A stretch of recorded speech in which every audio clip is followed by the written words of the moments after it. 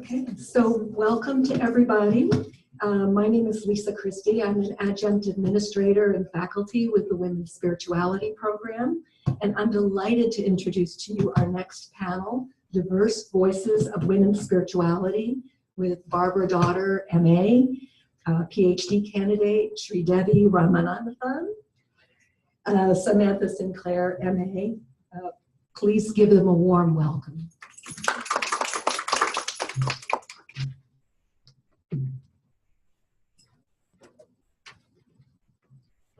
Welcome, everyone. We first gave this presentation at the 2015 Parliament of World Religions, and then we did it last year at the Oakland Center for Spiritual Living.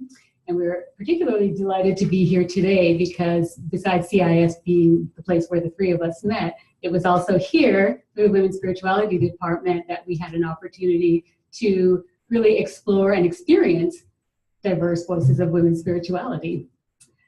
So, women's spirituality has many forms, and so today we'll be sharing our three threads that we weave into the fabric of women's spirituality. So our flow today will begin with an introduction of the presentation, and then you will hear a formal introduction of each of us before we come up and share our parts. And after the three of us have presented, then everyone will have an opportunity to share and reflect. And we ask you to hold your questions until that point, until that time. And then we have a piece to close the presentation. So before any of that, though, in women's spirituality gatherings, we often begin with a poem, a prayer, or a meditation. And so today, Barbara will bring us that blessing.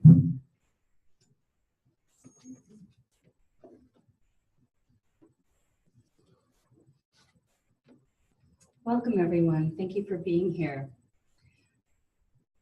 We've done this a couple of times already today if you've been in other sessions, but I'll just ask you to take a moment and feel the breath that's coming out of your lungs or about to go in. You may want to close your eyes. And another settling breath. Notice, are your feet on the floor? Can they touch the ground if you're sitting? Are they flat? In the space between your feet and the actual ground, there is much space between us and Mother Earth right now. But imagine that you can reach her and touch her. For she is the ground we are all sustained by.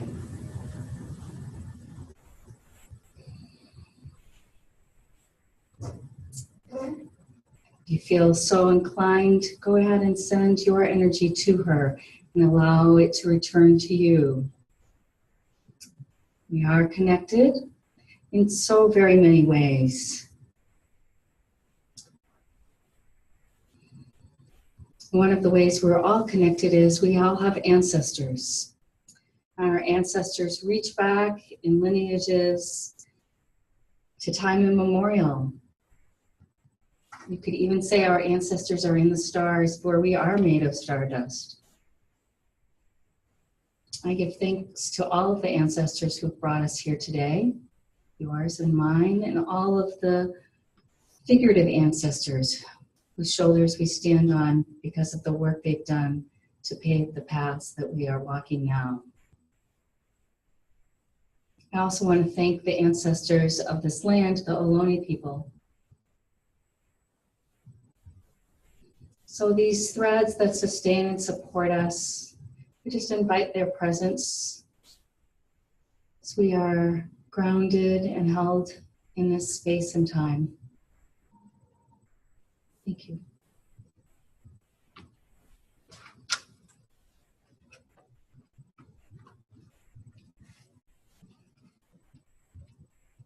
Thank you, Barbara. That was beautiful. To reclaim the heart of humanity, we must fully reclaim and empower the half of humanity that the current patriarchal paradigm has subjugated: women. Women are half of the world's population, yet are disproportionately underrepresented in the world's religions and political institutions. Women's contributions have been diminished or excised in sacred texts, which has lowered women's status throughout history. Feminine contributions and experiences must be reclaimed and restored. Through advancing the idea that women should see themselves reflected in the faces of the divine feminine, we advance the idea that all women and their children matter. There is an urgent need for women's spiritual leadership to both create and sustain inclusive social structures for all people and to heal our poisoned planet. We believe that significant positive global transformation can occur through the leadership of women from diverse spiritual and religious traditions around the world. Barbara, Samantha, and I are scholars of women's spirituality, and usually when we tell people that, we're asked, what's that? So women's spirituality is many things. It's not a short answer. It's about reverence for the sacred feminine, whether that's understood as goddess, grandmother, Shakti, sacred woman, and or the feminine face of God. We recognize and honor women divinities, elemental female powers, and feminine principles found in a variety of cultures and eras around the world. Our spiritual community welcomes all woman-affirming religious and spiritual traditions, whether they are mystical and ineffable, nature and earth-based, goddess and or God-oriented centered, egalitarian, body-affirming, and or liberatory. As an academic field, women's spirituality is located at the intersection of women's and gender studies, ethnic studies, philosophy, and religion. We explore women's spiritual roles and practices and the sacred iconographies in historical and contemporary expressions of major world religions. Canonical and orthodox religious beliefs are studied alongside the submerged, subterranean, and heretical streams that run beneath the accepted doctrines of established religions, found in the folklore, heresies, and everyday rituals of subaltern cultures. Women's spirituality encourages interfaith dialogues and dialogues between women, men, and other genders. So yes, men can participate in women's spirituality. Women's spirituality as a whole celebrates the diversity of women and their spiritual traditions, ancestral lineages, and ways of knowing. We praise women in their individual expressions and the multiple roles they play. To establish and maintain peace and justice in our world, women's spirituality seeks to end the oppression of women and the suppression of the divine feminine. We stand in solidarity, seeking liberation with other marginalized groups on the web of life, be they human, animal, plant, or other. As we all share the same home, ecological restitution of the earth is a primary concern. Under the umbrella of women's spirituality, we congregate. We are multiple intersections of society in terms of race, class, ethnicity, sexual preference, and religious or spiritual affiliation, to name a few. Likewise, we simultaneously have multifarious responsibilities and roles in our professional, familial, communal, and personal spheres. The impact of our work, action, and thought affects us individually, interpersonally, and culturally. Indeed, the heart of women's spirituality is a holistic perspective that seeks compassion and social justice for all.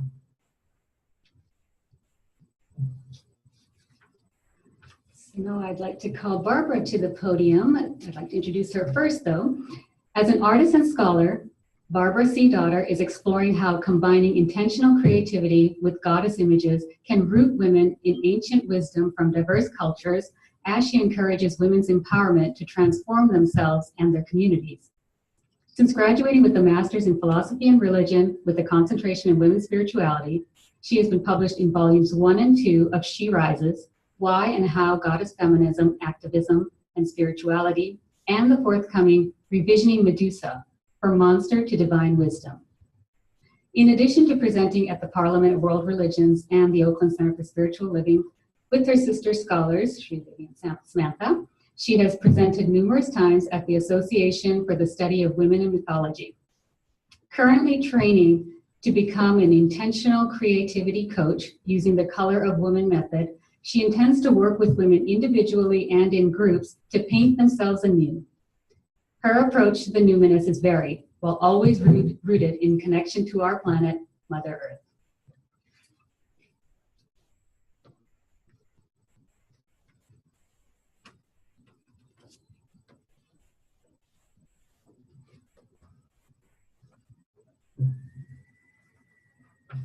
Thank you, Sridevi. Change is especially perceptible on early spring mornings. I would like to start with speaking briefly about my standpoint, a brief summation of the places, times, and experiences that have shaped who I have become and thus how I think. I'm introducing this tool, standpoint theory, as one that some of you may be familiar with and others may not recognize. In order to own my own beliefs and to dispel the notion of objectivity, especially within the realms of spirituality and religion. While I am and have been grounded in women's spirituality for decades, I grew up in a very church-going family of Lutherans. My parents were and are very active in their church. They're founding members of their congregation and still devote most of their volunteer time there in various leadership capacities. What I experienced most in that environment was the community of caring, especially for other parishioners. My parents' demonstration of their religious beliefs were through actions such as caring for elderly congregants, welcoming new members, and providing the background volunteer work that's necessary to sustain a smooth functioning church, rather than acts of piety. Although I attended a Lutheran college in Indiana, when I did not find a similar community of caring, I began to question the core of my beliefs. I discovered that I did not resonate with some of the foundational concepts of Christianity, that we are born sinners, that we are in need of forgiveness and saving by an external source. During those years, I began to study other faith traditions and found that there were other ways of thinking about the divine. I began to think of God as beyond the confines of gender. At that time and place, women's spirituality was a term used by forward-thinking spiritual and religious feminists, but it was certainly not a subject I could have studied at college. After I graduated and moved to Minneapolis, I found other women who were thinking similarly about the nature of the divine, and I began to learn and practice European-based pagan rituals. Since the early 1980s, I have continued to honor the cycles of the year, keeping in rhythm with the earth cycles, and to be open to others' indigenous teachings that are earth-based. Since then, I have come to know the planet on which we all live, Mother Earth, as goddess. I consider myself Goddessian because I believe in the primacy of goddess as the divine creatrix. And I believe until we center goddess in our understanding of the divine, we will all miss the wholeness of humanity, and whilst we and the rest of the planet suffer. Now that I've delineated some basic outlines of my beliefs and some of the forces that shaped my understanding of the divine, I'd like to offer my thoughts on an essential component on the nature of our world and why I believe the divine must be centered on female as sacred source. I would like to ask you to consider, can our world be imagined without the generative and nurturing power of females? Although stars and crystals may create and evolve without our sensing their sex, or even whether they can be classified in this way, in our observable world, the whole animal kingdom is entirely dependent on the fecundity of females, males' participation notwithstanding. Yet we humans have conjured up and promulgated the concept of sacred forces as being other than female and not necessarily of creation. Advancing these notions produces an artificial construct, a divine order or orders which are divorced from the natural world in which we live.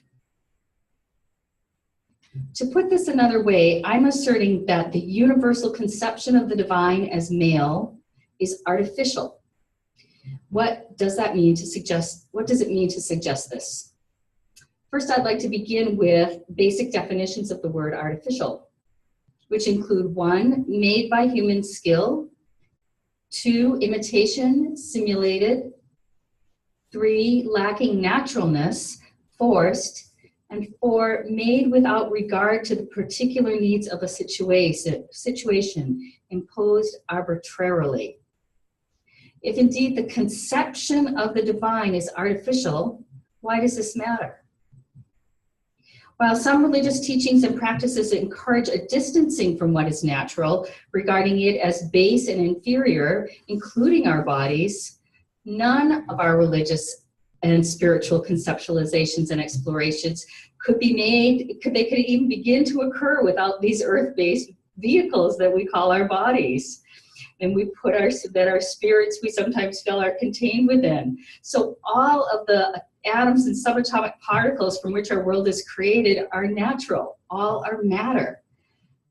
How do we understand the word natural? Natural and material, they are in contrast to artificial. The word natural reminds us all that we are, one, existing in and formed by nature, and two, having a real or physical existence. Taking this a step further, one definition of the word nature is the material world.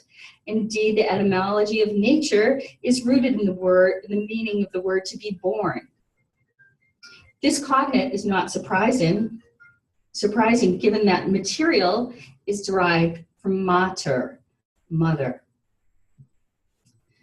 Even though others have written about myriad reasons and ways in which these misbegotten concepts of the divine as exclusively male have been foisted upon us on all sexes and the planet as a whole, I would like to add my voice, positing that envisioning the world without the divine generative force as female is harmful to women and girls, as well as men and boys and the rest of creation. Humans have an intrinsic awareness of females as life bearers. In fact, earliest cross-cultural evidence of humans' conceptions of themselves is profoundly different from our own. Women were centered in their worlds. Archaeology points to this again and again, the simple fact, from cave paintings to statuary to simple yet exact incisions on building stones. A recent finding in Siberia dates between 21,000 to 24,000 BCE. This is a statue that's been found there, a small statue. I'd like you to let that settle for a moment. That is 23,000 to 26,000 years ago. Humans have been venerating women as mothers, as clan mothers, as goddess for millennia. This honoring of women became writ large in creation myths and legends worldwide, as the immense array of ancient goddesses and other sacred females confirm. Although these findings can inform our understanding of how humans have conceived of their worlds in the past, using ancient cultures as reference points today may be both too distant and too specific to those times and places. Where then can modern peoples look to begin to conceptualize a new paradigm or paradigms of the divine?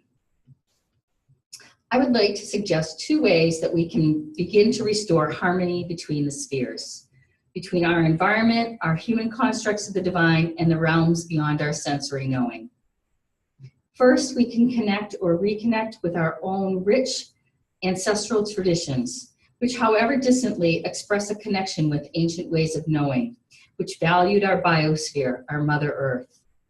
Often these can be found in the folk arts, and here I cite European examples, whether that be dancing in which the entire community participates, a kolo dance, or creating a berihanya, an egg decorated in traditional Ukrainian pisanki style with a motif that represents the goddess. Again, predating Christianity. Countless examples abound, and researching the subterranean ways our cultures have conveyed and sustained these connections can lead us to a deeper appreciation of our own indigeneity, which is especially important for those of us who are unaware of our own. And second, by focusing on the natural world around us, we can begin our collective restoration. The biosphere in which we live can be a profound yet readily available opening for that new understanding. Many who celebrate Goddess in her one or many forms honor the turning of the wheel, recognizing the cycles of the year as our mother planet spins on her axis around our sun and the resulting changes in the plant and animal kingdoms with whom we share this pale blue dot. As the sun's angle changes, one may begin by noticing the change in light. In the northern part of the US, where I spent nearly 35 years, That change is especially perceptible on early spring mornings, when the bits of sand on the sidewalk cast long shadows before them. Such simple awareness brings me joy in contemplating the return of the sun's warmth and new plants green budding long before a daffodil has peeked through the snow. Catching a glimpse of the sky at dawn or dusk allows us to acknowledge the beginnings and endings of our days, and by extension, the myriad other beginnings and endings in our lives. And gazing on the beauty of the night sky tempers our ego with a perspective on the nearly immeasurable vastness to which we belong. If we begin by at least considering the divine creative force as female, a creatrix, if you will, we acknowledge and respect the natural ways in which our world is structured and begin to respect our Mother Earth as well. In leaving behind artificial notions, we begin to heal our souls. Thank you.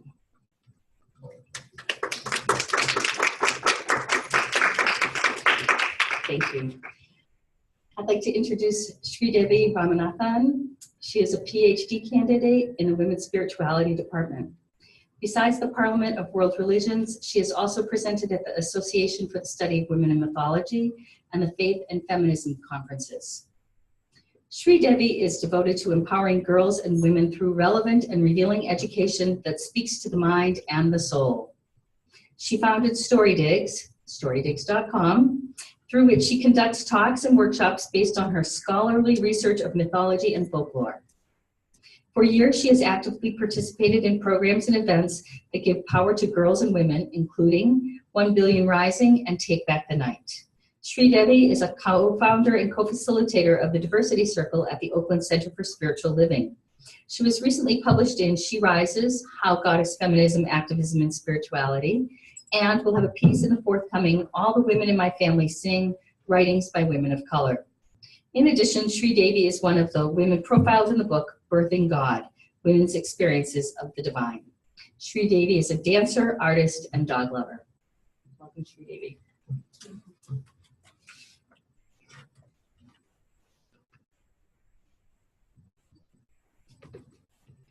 Thank you. Namaste. I grew up with goddesses. Hinduism has a living goddess tradition, so I was always aware of a cosmic feminine power and never doubted its importance.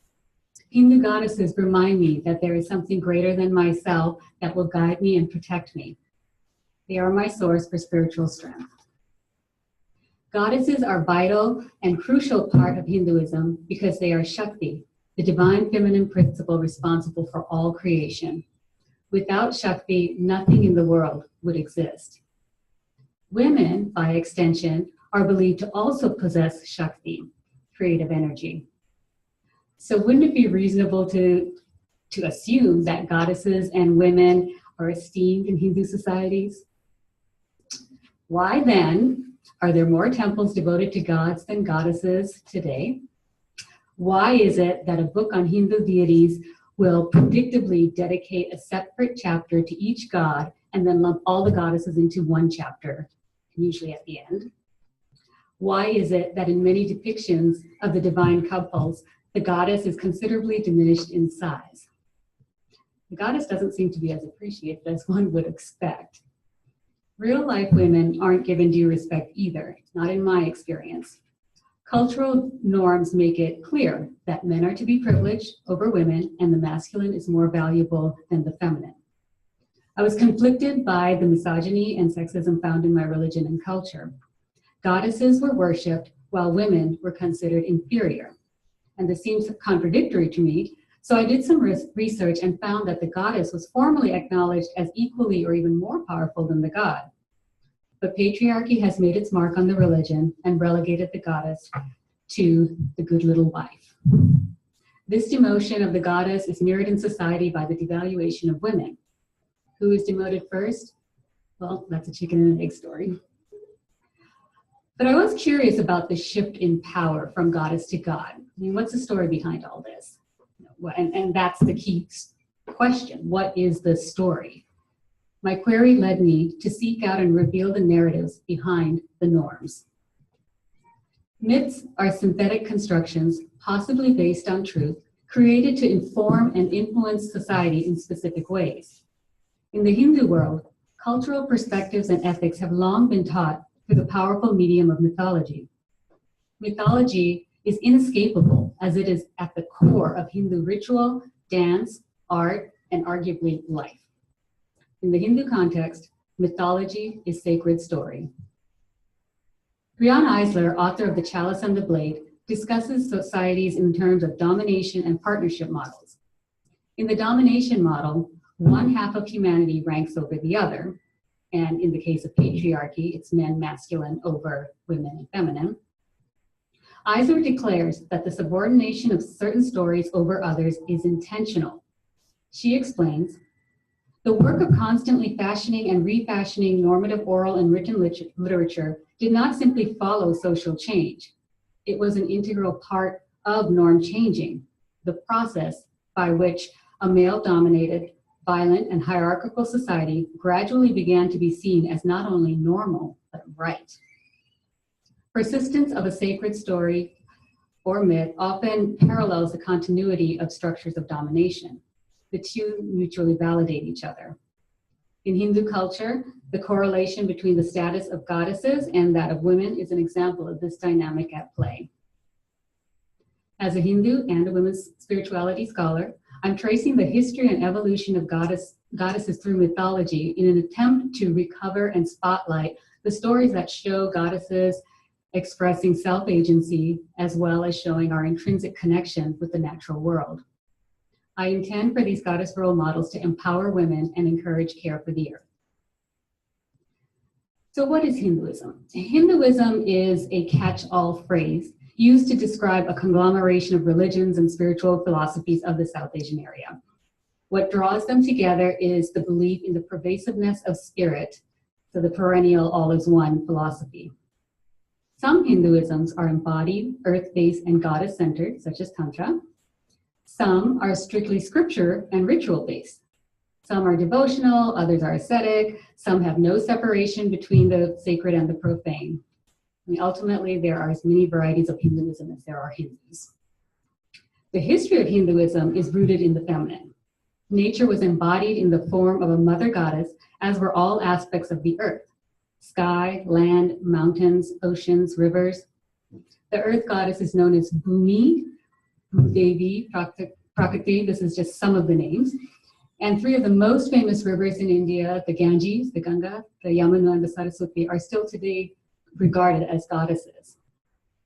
Because Shakti is the ultimate supreme energy, in traditional India, the affiliation between women and nature had been an elevating one.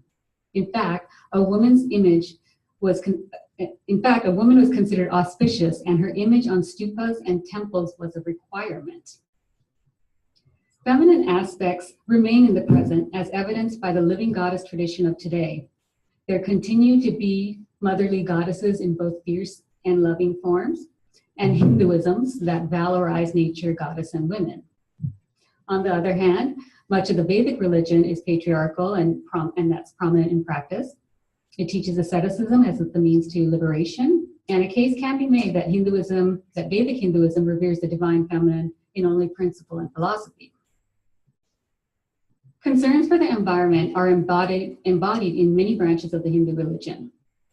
However, all aspects of life, human, animals, vegetation, and the earth, are viewed as part of a web, parts of a cosmic whole. Humans are to care for and protect the environment, and the environment reciprocates and cares for humans in the form of food and sustenance. It's a partnership. One is to consider how her or his present interaction with the environment impacts later generations and act accordingly. This outlook safeguards the environment and keeps it balanced. However, a scholar by the name of Vijaya Nagarajan, a Hindu scholar, she warns, having a religious attitude toward a plant does not necessarily mean an ecological frame of mind to preserve and conserve natural environments. Paradoxically, it could be the very belief of a cosmological relationship that prevents seeing nature as needing protection from human beings. Regardless, many theorize that by resacralizing nature and acknowledging that we are in a reciprocal relationship with it, will improve the state of the planet. I propose this can be done through the mythology and symbolism of Hindu goddesses. In history, aspects of nature were personified as goddesses and understood through myths. Those myths have been modified, and today they reflect current patriarchal values. But the ecological roots of the goddesses and their wisdom remain and can still be traced. To illustrate this, I want to delve into the ecological roots of one particular goddess that you may be familiar with, Lakshmi, the Hindu goddess of wealth and prosperity.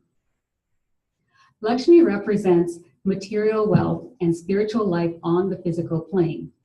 One must have a foundation of material life. It's vital to all things spiritual. Therefore, Lakshmi is relevant to world-negating Hindu philosophies too. Why? Because one must first experience material life before renouncing it. Lakshmi is all elements of nature: earth, air, fire, water, space. Lakshmi sits in the center space of a lotus. The lotus has countless petals, conveying a sense of expansion and fertility.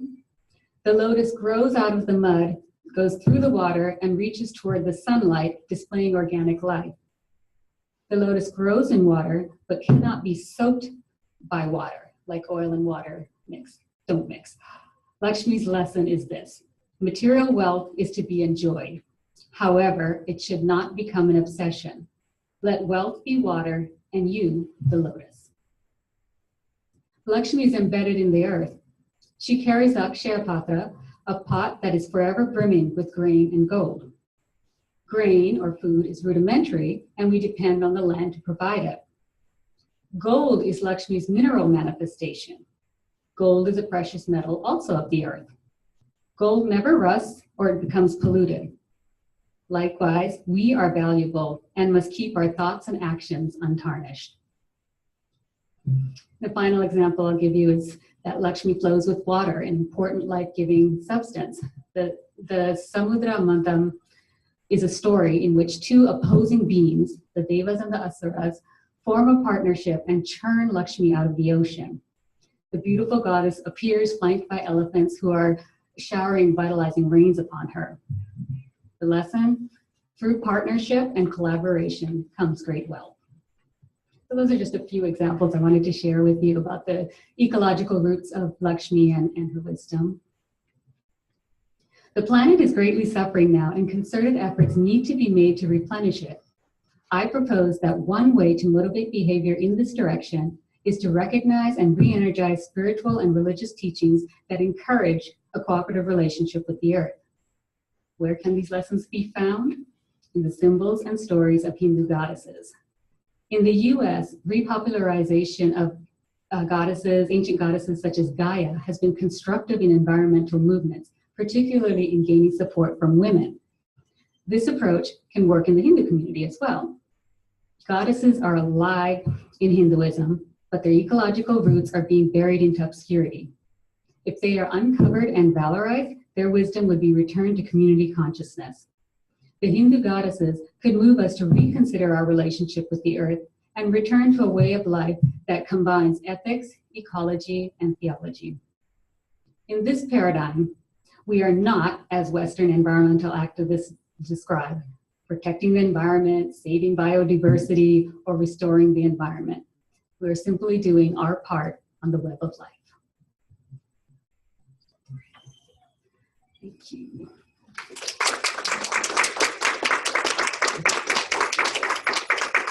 Now I'd like to invite Samantha up to the podium. Samantha Catalina Sinclair is a love and intimacy coach and spiritual counselor, graduating this spring with an MA, with a Master's of Arts in Women, Gender, Spirituality, and Social Justice from CIIS. Her research interests include egalitarian societies, sacred sexuality, and self-marriage as a rite of passage for women.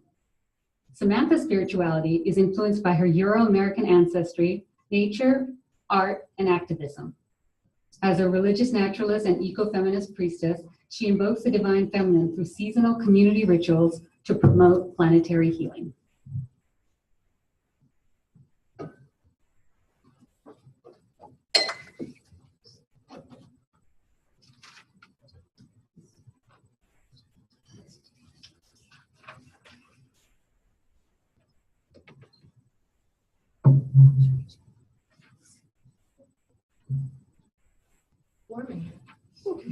Thank you, Sridevi.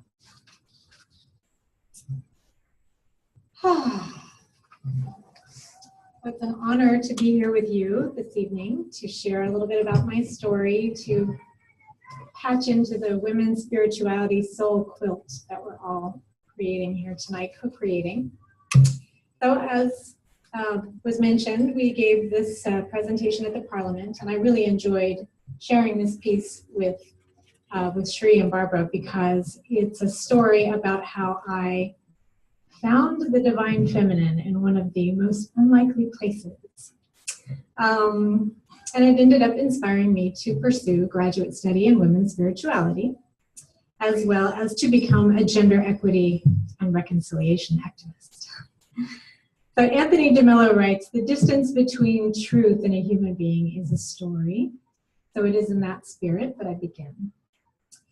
So growing up, the Judeo-Christian story of Adam and Eve in the Garden of Eden was taught as the true origin of humanity and the cosmos. Maybe some of you have heard this story before. A male God creates the first man, Adam, in his image, and then creates a woman companion for him, Eve, from Adam's rib. God then places Adam and Eve in a luscious garden and tells them that they can eat anything except fruit from the tree of knowledge of good and evil. Thickening the plot, God made Eve hungry for wisdom.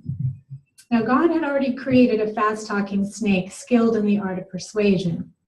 The snake convinces Eve that eating the forbidden fruit will not kill them, but make them wise like God. So Eve seduces Adam into taking a bite. God's retribution is swift, and he curses Eve by saying, "I will greatly multiply your sorrow in childbirth. In conception, in pain you shall bring forth children. Your desire shall only be for your husband, and he shall rule over you." God then rebukes their immortality and expels them from the garden forever. Now, Eve, we are to surmise from this cautionary tale, brought about the downfall of humanity with her willful, free-thinking nature. In Sunday school, I questioned why God would give Eve curiosity and then punish her for it. It seemed to be a setup. But I was told that these types of questions were put in my mind by Satan to give me a doubt in the Bible and the truth of the Bible, and that if I didn't have faith, that I would be sent to hell to burn forever. Kind of a motivator. So the Adam and Eve creation story contributed to my mounting sense of shame in being born a woman. It's no wonder that I preferred fairy stories. Fairies were supernatural beings with little girl faces and gossamer wings who communicated with children. They were magical, and I could relate to them because they looked like me. Adults emphasized that fairy stories were fantasy and biblical stories were factual, but it was hard for my child mind to know the difference, especially since they also told me that Santa Claus, the Tooth Fairy, and the Easter Bunny were also real. So I didn't care much for Christian church service and the way that I was exposed to it. There was this pitiful way that we were taught to pray, begging for an angry sky father God to forgive us our unworthiness, particularly being female and having the weight of original sin on your shoulders that held a little extra shame. So nature was my church and source of spiritual fulfillment. I preferred to dance under the moonlight in my grandmother's old ball gowns. Gazing up at the night sky, I felt overcome with awe at the majesty of the universe, which seemed to be regarding me in the same way. Gender conditioning disseminated in church, school, the media, my family, and community chipped away at my confidence and left me with self-loathing for being born female. I believed my body was a source of temptation and shame, and that menstruation was a curse. I sublimated many of my feminine attributes, which I perceived to be weaknesses, and I contorted myself to fit into a system designed for and run by men, and in high heels. It was exhausting and demoralizing. So one day I found that cancer had invaded one of my breasts. 2 years of mammograms missed the tumor, but I found it one morning by self-examination. And initially, I was angry at my female body for producing such a defect and turning against itself. Then I listened to the still small voice that said it was time for me to come home to my body, to heal shame, and to celebrate being born a woman. I came to understand my tumor to be communication, that I had rejected the feminine aspect of myself for too long. Listening to my body, to my intuition, was a radical shift because I had been conditioned to believe that others were more of an authority on what was best for me. The channel of my intuitive body wisdom had been cut off for so long, but with my life on the line, I was all ears. So one afternoon nap, I had a prophetic dream where I saw the word Shakti written over a sizzling orange fireball suspended in a black abyss. This is particularly interesting, and all of this sort of interweaves with my colleagues because I had no idea what Shakti meant. It was a word I had never consciously come across. I felt as though I were witnessing the birth of the universe and awoke feeling energized. I interpreted my invigorating dream as confirmation that I should follow the essence of the divine feminine principle, which led me to study women's spirituality, and also to begin the journey to heal the wounded feminine aspects and try to make my soul more whole. So once I ate of the tree of college and began to understand how under the system of patriarchy, the veil of a lifetime of confusion began to lift. And my intuition was validated when I learned that Eve had indeed been framed, but not by a supreme being, but by male scribes who appointed themselves, chosen by God, to write male-centric stories.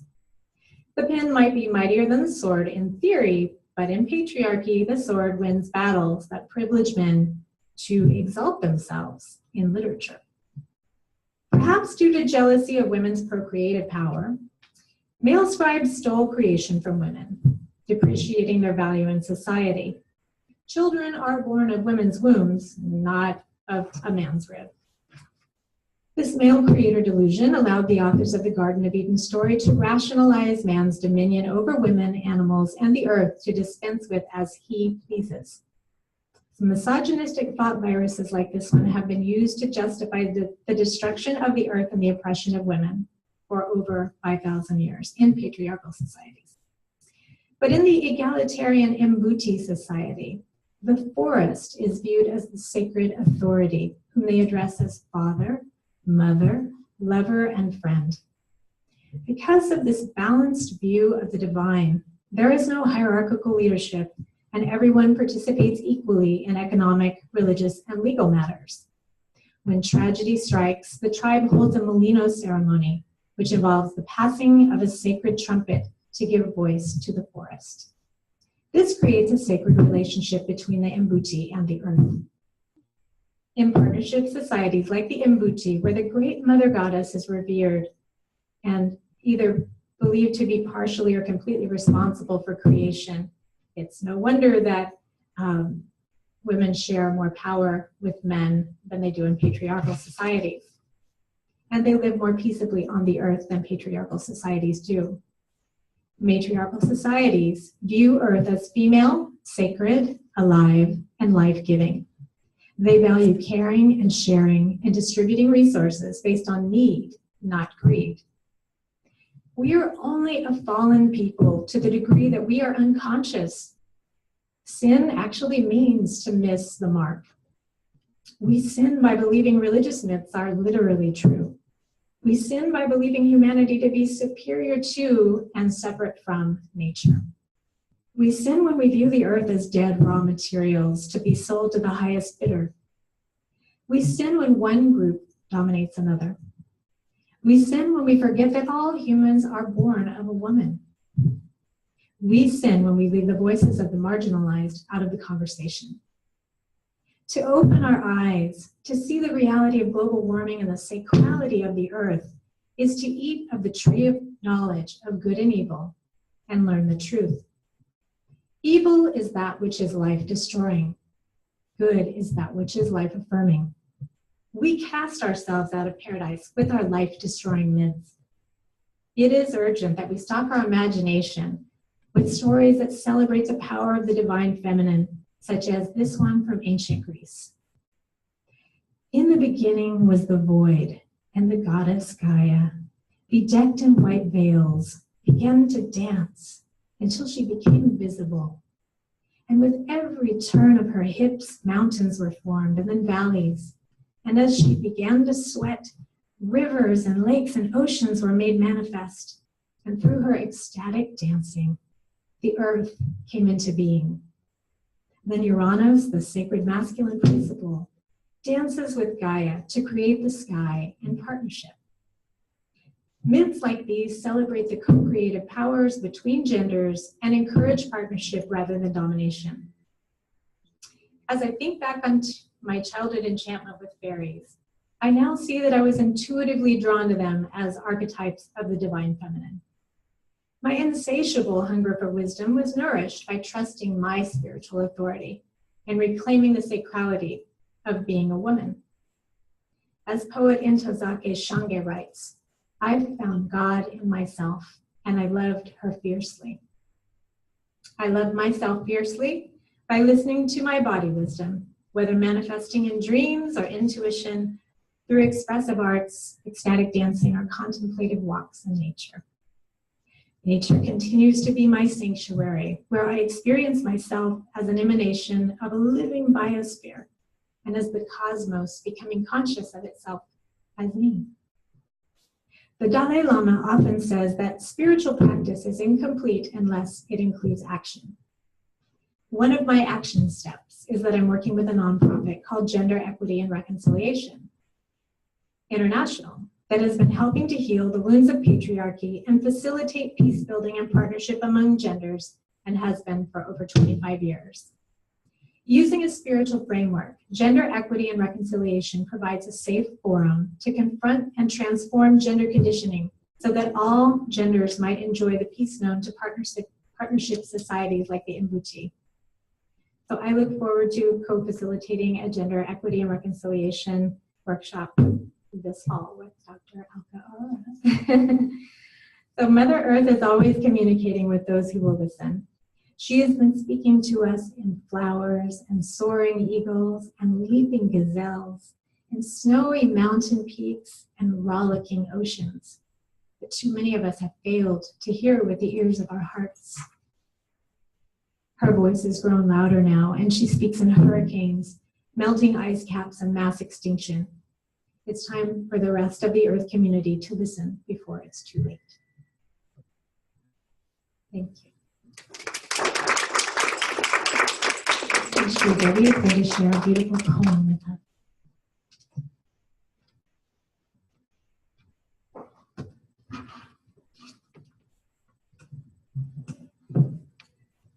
So I'd like to share a hymn from the Atharva Veda. It's the hymn to the earth, Umi Sutta. We are birds of the same nest, wearing different skins, speaking different languages, believing in different religions, and belonging to different cultures.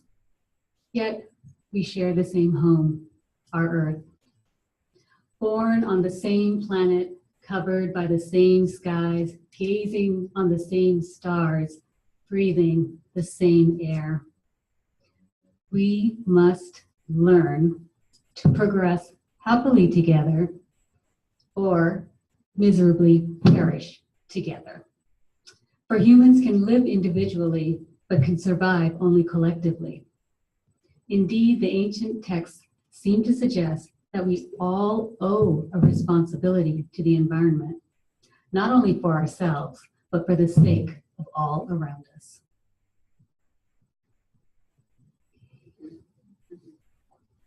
So I'm going to call Barbara back to the podium. Oh, sorry, no. Samantha, yeah, sorry. I'm going to invite Samantha back up to the podium, and she will close our presentation, and then we will open up for some reflection and sharing before we do our final closure.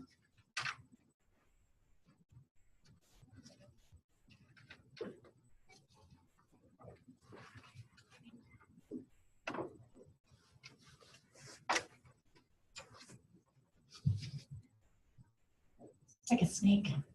Yikes. So we offer our perspectives as three threads to weave in the vast tapestry of women's spirituality. Women's spirituality is not easily defined. There are some themes that you may have heard in our stories this evening. An emphasis on the body as a part of the earth body, the centrality of the divine. Sorry. This is why you should not get your pages out of order.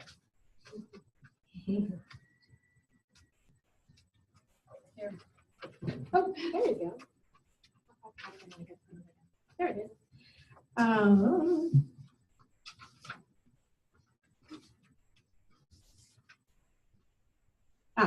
The centrality of the divine feminine to religion and the necessity of the inclusion of a diversity of women's spiritual practices and beliefs. Barbara discussed her path as a goddessian whose earth-centric cosmology celebrates the primacy of the goddess as sacred source of life. Sridevi discussed how, despite being suppressed by patriarchy, Shakti and her messages of peaceful partnership among all beings and the earth can still be found through the pantheon of the Hindu goddesses.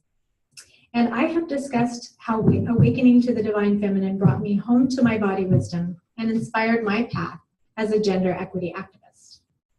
We invite you to honor the divine feminine and find your own voice and mode of spiritual expression that feels authentic for you. The earth needs you.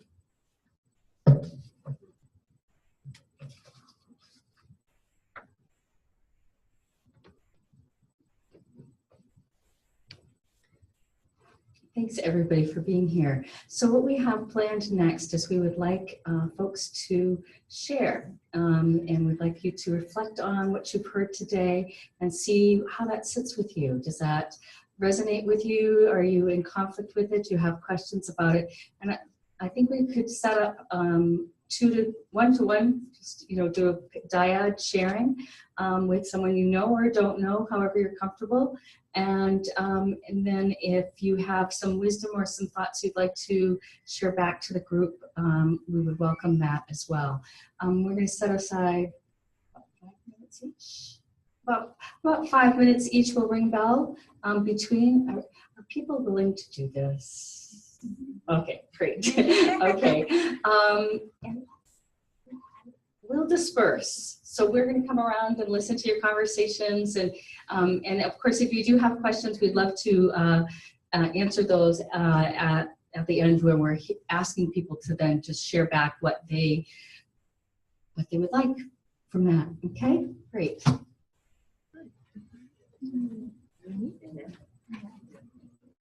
Yes.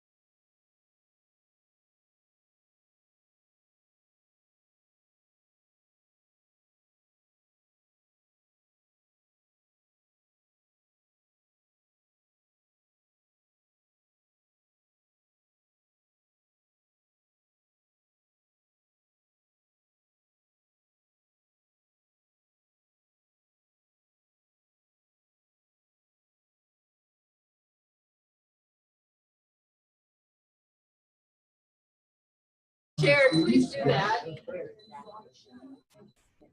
That's great. That's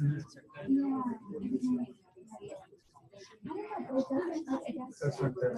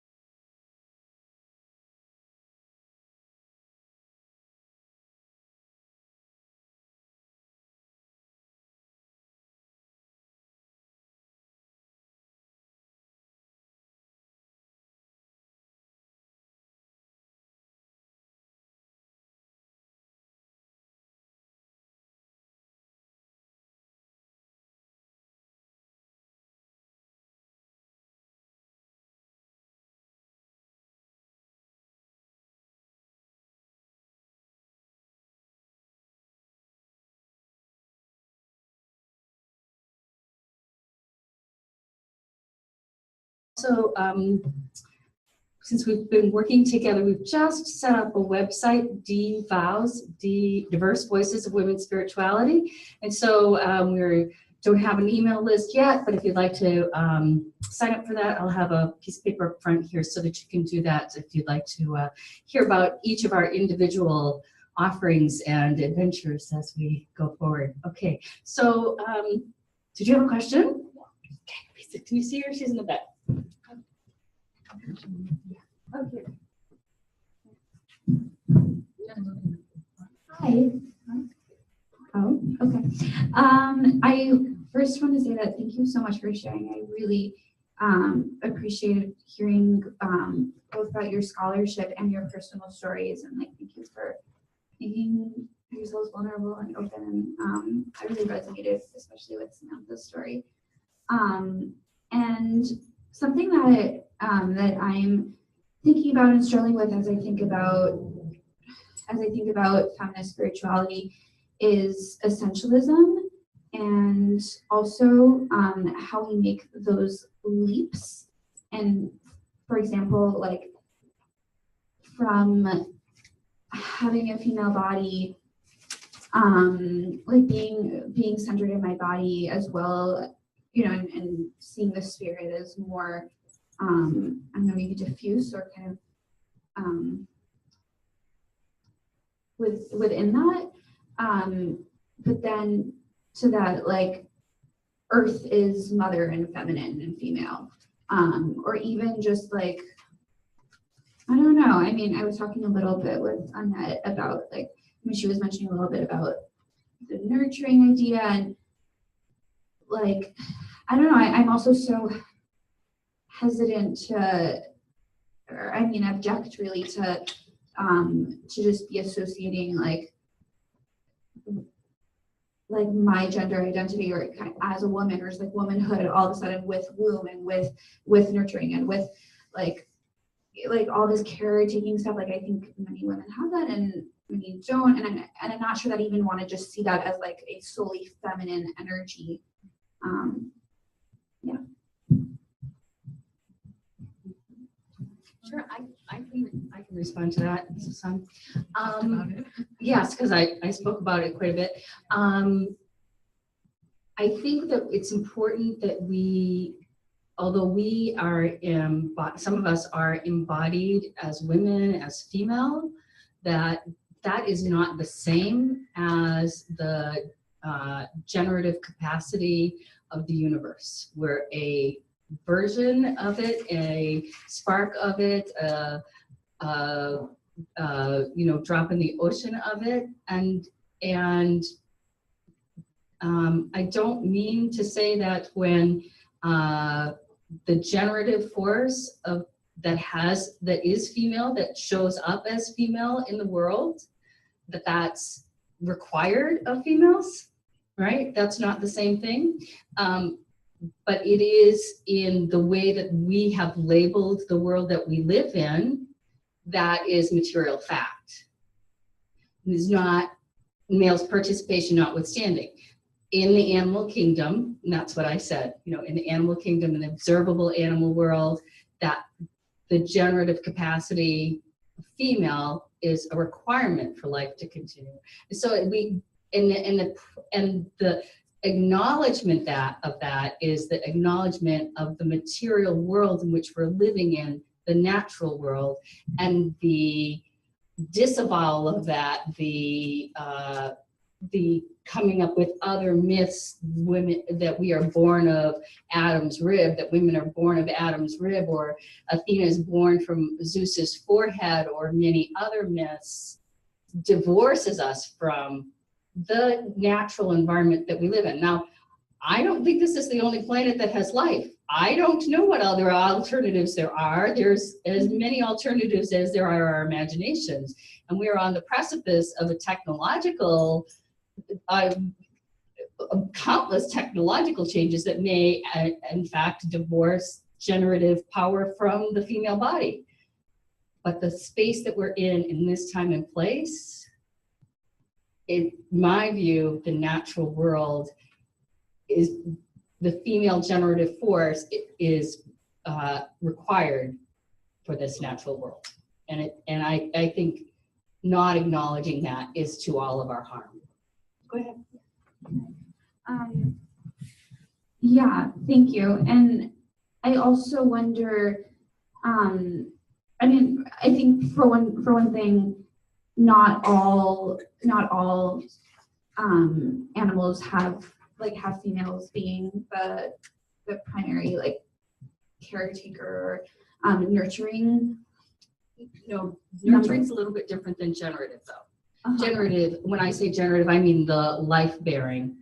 And so what I don't want to, I want to say, as a broad construct, there are always exceptions that often prove the rule, but as a broad concept. So nurturing is it's a function that happens in the animal kingdom, but not universally. It's not universally required. As we're higher levels, mammals, birds tend to have more of that caretaking by a parent. Does a baby turtle have caretaking by its mom? No, just it hopes to get to the sea without getting eaten by something, right? So I know that the nurturing component isn't universal, because not all animal species require it, or they're not structured in that way. But the generative part. Right, the seahorse. Right, right. So there's our exception that proves the rule, right? Because this is the one very easy one for us to think about. And I'm not a biologist. There may be others, but to the rule or to the general concept. Mhm. Right, I see, and that's kind of an image that we have. I guess, I mean, what we just discussed may be the answer, but I'm curious. I just want to put this question out there. I wonder about whether we are accepting a patriarchal binary and patriarchally archaically arbitrated gender roles to reclaim in this process. And I wonder if there's an alternative option that may be more freeing.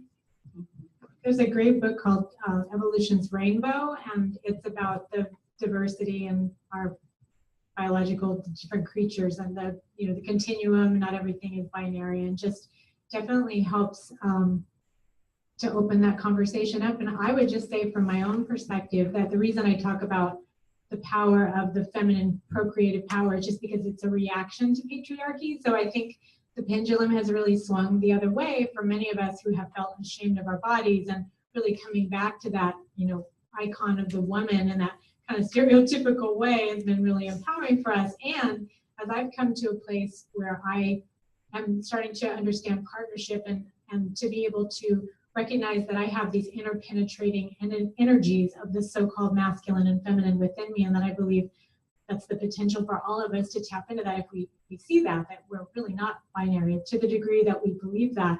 But I definitely believe that, as we said about women's spirituality, that we're certainly not saying that it's creatrix is, women's spirituality. It's really a very individual.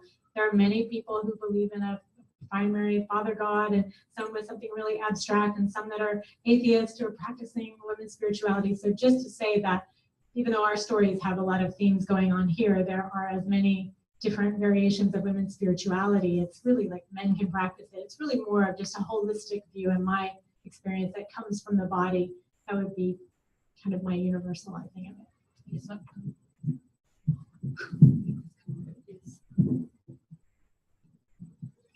Okay. I wanted to respond as well, because one of the current conversations within the women's spirituality community is this term feminine. And I think that's what you're talking about. It's like, is this a patriarchally defined term, like nurturing and motherhood and all that? And you could look at a dictionary and one definition will be anything, associated with the female. And then there's also all these things listed, the nurturing, the caring, passivity, these kind of things. And so there are some people who reject that term. They don't want to use that term because of that patriarchal definition. And I'm of the mindset to also change that definition, show that it's not just that definition. It's these other things as well. So Which other things? Oh, it's because we're all how you're saying, life is complicated, right? So whatever species we're talking about, and how Samantha just mentioned, we have both the masculine and feminine within us. And so really we could say all of us have these same things, so going back to that very first definition, okay, if it's associated with female, it's going to be defined a different way, just like women's spirituality, because we each define it differently. So it's not one definition for all women that's kind of, put on top of them the way it kind of is now. It's like if you're not this way, you're masculine, or you're a tomboy, or you're not that feminine, or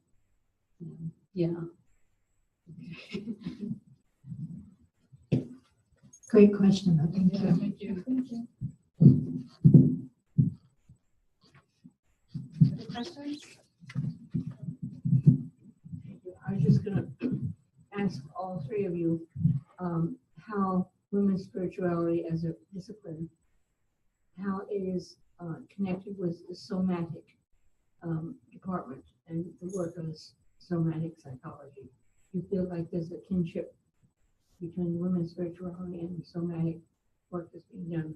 We had a big presentation of the somatic dimension today, which was kind of important for many of us that didn't know very much about that particular process. And I just thought to myself, I'm sure because of women's spirituality being attending the embodiment dimension so much. I'm just wondering if you representatives of your department, would there be anything that you could add to that connection in the Institute?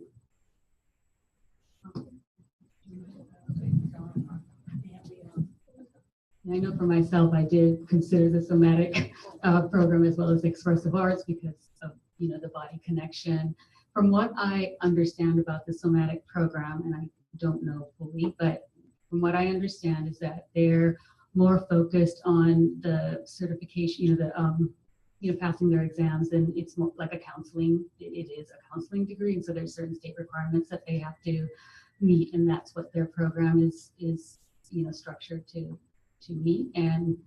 But like as far as, I think it would be an interesting conversation because we're not necessarily learning psychology to become psychiatrists or counselors, even though psychology may be, one of the streams within whatever we study. But I think that would be an interesting collaboration to bring the, people of the two departments together and talk about the body, embodiment, movement.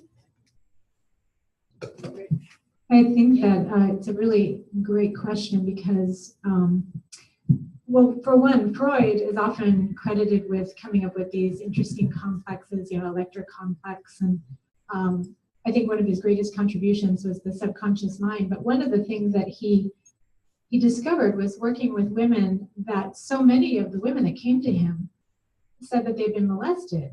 And so he was really overwhelmed initially with how many women. He said, this just can't be true, because every woman I'm working with, every young woman or older woman, regardless of their age, they've been subjected to sexual abuse. So at first he was saying, this is an epidemic. This is something that we're all overlooking. And then when he brought it to his peers, they sort of laughed at him and said, that's impossible. That can't be happening. So it's probably just that people, young women, really secretly want to have sex with their fathers, or little boys want to have sex with their mothers. That's what must be going on. So I think that what you see is an explosion in the somatic psychology field. Peter Levine, and there are many incredible people that are looking at the impact of trauma, and it happens to men as well. Some of the rape statistics we often don't hear or bandied about is that often men are purported to be raped more often than women in prison. So there's this trauma hanging over what it means to be a human being. And I think that there's a lot of intersection with women's spirituality and somatic psychology, as I understand it, because we're both looking at becoming liberated to get past trauma, you have to get into your body using various different methods. I described some of the things that get me into my body and help me to get there, but I think it's a wonderful question, and I would love to see us collaborating across departments or having some sort of conversation about it, because we have a lot of intersections there. More questions. But we've got time. We have to have time, because I know we need to get our space ready, and we have to unready our space. So perhaps if you wanted to talk with us as we box things up, that might work out. But thank you for having your interest and questions. Lisa, did you have anything else? No, just we really. There's so many great questions, and I wish we had time to address more of them. Yep. So Sam is just going to give a quick benediction. Wonderful. Spending time with you. So in the spirit of coming home to our precious bodies, I'd like to invite you to turn within and gently close your outer eyes, or have a soft gaze to the floor. And maybe put a hand on your heart and one on your belly if you feel so called. Feeling into the one, the beloved source of all, which is expressing itself as each of us. Centering down into our hearts, the heart of the beloved. Bless all who have gathered here today and via live stream, that we honor the divine feminine and the divine masculine as interpenetrating energies of heart and mind, or if you prefer, solar and lunar. May we use our gifts to build bridges across differences, that we may better heal our wounded earth. May we revere the oceans, the mountains, plants, air, and soil as sacred living entities with rights to exist. We give thanks to the Ohlone for the land upon which we are standing, and we give thanks to our ancestors for their blood runs through our veins and their spirits guide our actions. We give thanks to each of you for hearing the call of the Divine Feminine to be here this evening. We give thanks to Mother Earth for continuing to bless us with her bountiful, life-giving grace. Blessed be.